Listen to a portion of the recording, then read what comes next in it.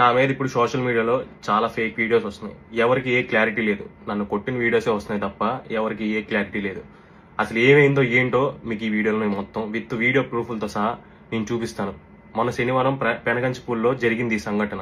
First మీరు ఈ video చూడండి.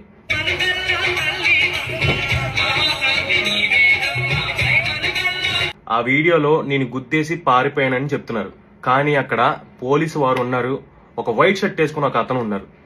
అతను కూడా ఏం కాలేదు వెళ్ళిపోండి మీరు అని చెప్పి అన్నారు. సరే అని చెప్పి మేము బయలుదేరిన తర్వాత ఏం జరిగిందో చూడండి. ఆ వైట్ షర్ట్ అతను నన్ను ఏం చేశాడో ఈ వీడియోలో చూడండి.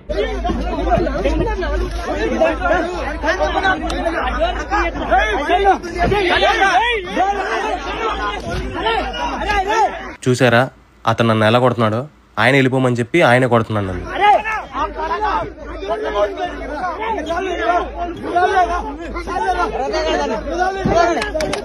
చూశారు కదా వీడియో. వెళ్ళిపోమంది అతనే, కొట్టేది కూడా అతనే.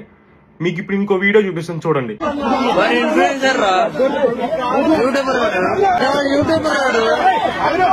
నేను ఇన్ఫ్లుయెన్సర్ అని తెలిసి, నేను యూట్యూబర్ అని తెలిసి స్కెచ్ చేసి అక్కడ కెమెరాలు ఉంటాయని చెప్పి నన్ను ఇటు దారి మళ్లించి అక్కడ చావు కొట్లు కొట్టారు. నన్ను నా ఫ్రెండ్స్ రక్తాలు వచ్చేలా కొట్టారు.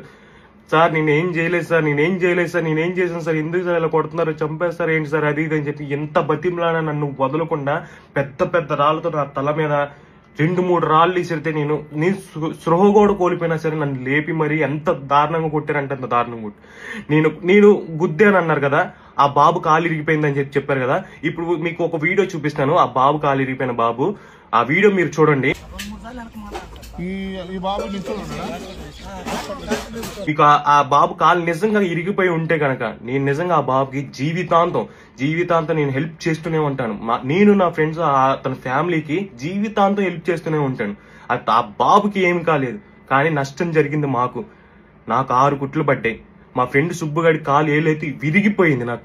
మా ఫ్రెండ్స్ అందరికి రక్త గాయాలు. నాకు 6 కుట్లు పడ్డాయి. నేను గవర్నమెంట్ హాస్పిటల్, నా MLC రిపోర్ట్ కూడా ఉంది. ఎంత దారుణంగా కొట్టారంటే అంత దారుణంగా. పోలీస్ అతను లేకపోయి ఉంటే నిజంగా మమ్మల్ని చంపేసేవాళ్ళు. మేము చచ్చిపోయి విజయవాడకి 5 శవాలు అయ్యి వచ్చేవాళ్ళం.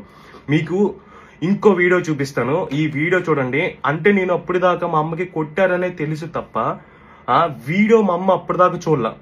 ఇందాకడే మధ్యాహ్నం చూసింది మా అమ్మ. ఆ వీడియో మధ్యాహ్నం చూసి మా అమ్మ పడిన బాధ మీరు చూస్తే అసలు మీరు ఈ వీడియో ఖచ్చితంగా చూడాలి. చేసిద్దాం ఉండి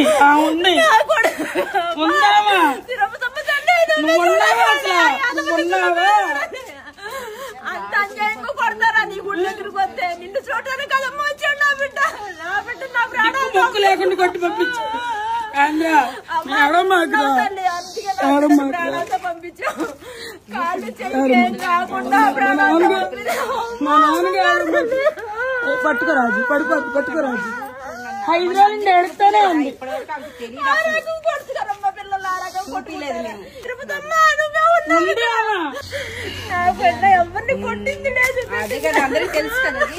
సందుల్లో అంట పిల్లలు తొక్కిచ్చి వచ్చారంట.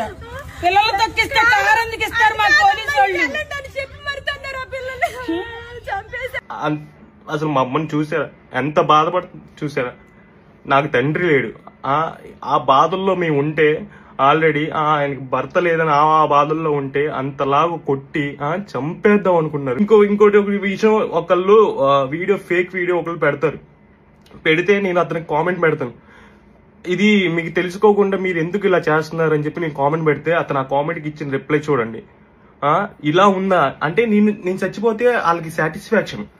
ఇప్పుడు అతనికి ఏంటంటే నేను చచ్చిపోయి ఉంటే మంచి సాటిస్ఫాక్షన్ ఉండేది. ఖచ్చితంగా నీకోసం నేను చచ్చిపోతాను. ఖచ్చితంగా నేను సూసైడ్ చేసుకుంటాను. సూసైడ్ చేసుకొని నేను చచ్చిపోతాను. నేను మా అమ్మ సూసైడ్ చేసుకొని చచ్చిపోతాను. మా ఇద్దరు శవాలు ఫోటోలు తీసుకొని అప్పుడు ఫేక్ వీడియోలు చేసుకుని మీరు అప్పుడు మీకు మంచి ఫాలోయింగ్ వస్తుంది, మంచి ఇవన్నీ వస్తాయి. ఓకేనా? మీకు ఇది దీన్ని ఆనందాన్ని ఇస్తుందంటే నేను ఖచ్చితంగా అది మీకోసం చేసి పెడతాను. మీకు అది ఆనందాన్ని ఇస్తుందంటే ఖచ్చితంగా మీకోసం చేసి పెడతాను. ఫస్ట్ నేను థ్యాంక్స్ చెప్పుకోవాల్సింది ఆ కానిస్టేబుల్. అతనికి పేరున చెప్తున్నాను, ప్రతి ఒక్క పోలీసులకి థ్యాంక్ యూ సో మచ్. ఆ ఒక్క కానిస్టేబుల్ చెప్తున్నాను, నా కడుపును పుట్టాలని నేను కోరుకుంటున్నాను. ఆయనే దేవుళ్ళ మమ్మల్ని కాపాడాడు. మా ఫ్రెండ్స్ అందరిని ఆయనే కాపాడాడు. సార్ మీకైతే నిజంగా చేతులెత్తి దండం పెడుతున్నాను. Thank you so much sir. ఇది నిజం.